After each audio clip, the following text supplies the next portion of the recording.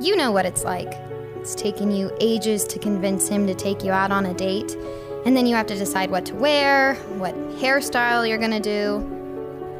I'm usually the one making all the conversation, but maybe he's nervous? He can't be.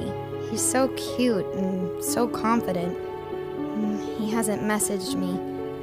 I've messaged him 2 times now. Is 3 too many? I don't know if he truly sees me as his girlfriend. He's late again. Wonder what his excuse will be this time. Maybe he's watching a game or staying late at a friend's. God, where is he?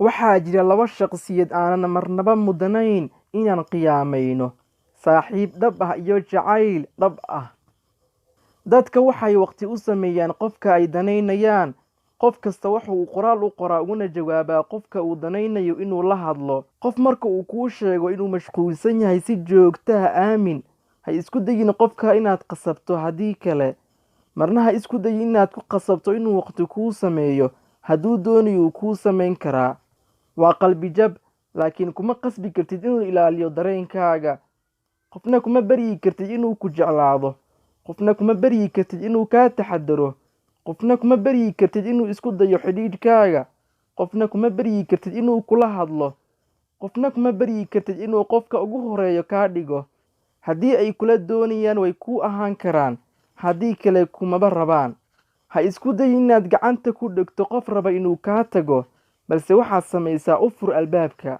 ha arkaan inaad ka maaranto iyaga aadna noolaan kartid la'aantooda ma jiro qof aad ku qasbi karto inuu kula joogo ku dareensiyo jacayl iyo raxmad si qofka kula rabo intaasi wax ka badan ayaad ka dareemi kartaa